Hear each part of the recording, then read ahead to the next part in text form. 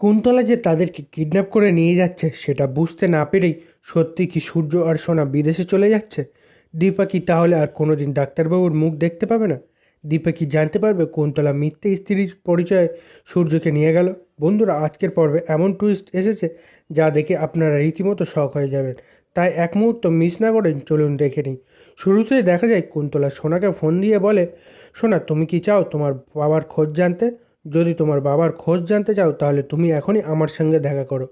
তখন সোনা সেটা শুনে কুন্তলার সাথে দেখা করতে বাইরে চলে আসে আর বলে, কি হয়েছে, কোথায় আমার বাবা? আমাকে সব কিছু খুলে বলুন। তখন কুন্তলা বলে, তুমি কি তোমার মাকে কষ্ট দিতে চাও? যদি তোমার মাকে কষ্ট দিতে চাও তাহলে তুমি তোমার বাবাকে নিয়ে এখান থেকে চলে যাও। তখন সোনা বলে, কিছুটা ভেবে বলে, হ্যাঁ, আমিও সেটাই করছি। এই বলে সোনা ভিতরে চলে আসে। এদিকে দীপা লাবণ্যর জন্মদিনে কেক নিয়ে আসে। কেক নিয়ে এসে কাটে। তখন লাবণ্য দীপাকে বলতে থাকে, আজকে যদি ভালো ছেলে থাকতো তাহলে আমার জন্য মিক্স চকলেট বানিয়ে দিত। তখন সেটা শুনে দীপা বলে, তাহলে আমি আজকে তোমাকে বানিয়ে খাওয়াবো। তখন দীপা মোবাইলে দেখে বানাতে যাবে, মোবাইল অন করে দেখতে পায় সূর্যের মধ্যে কাউকে দেখা যাচ্ছে একটা লাইভে। তখন দীপা জয়কে বলে, দেখো তো, এটা তোমার দাদাই না? সেই সময় ওরা যখন ব্যস্ত ছিল তখন সোনা বাড়ি থেকে বেরিয়ে যায়। এরপর দীপারা যখন সেখান থেকে যাওয়ার জন্য বার হতে যাবে তখন দীপ বলে, বড় মা, আমিও যেতে চাই। তখন জয় বলে, না দীপ, তুমি তোমার বোনকে দেখে রাখো। এই বলে ওরাও সেখান থেকে চলে যায়। অন্যদিকে কুন্তলা সোনাকে নিয়ে সূর্যের কাছে পৌঁছে যায়।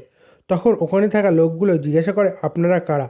আপনারা কেন এসেছেন? তখন কুন্তলা বলে, আমি সূর্য সেনগুপ্তর ওয়াইফ, আর এ হলো সোনা সেনগুপ্ত।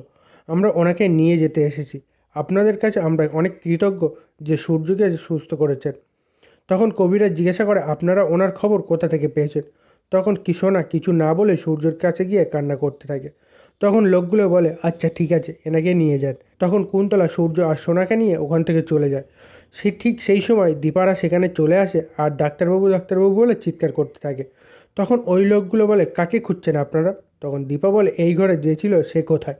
তখন ওই লোকগুলো বলে, ওনাকে তো ওনার স্ত্রী এসে নিয়ে চলে গেছে। এটা শুনে দীপা বলতে থাকে, ওনার স্ত্রী তো আমি, তাহলে কে এসে নিয়ে গেছে?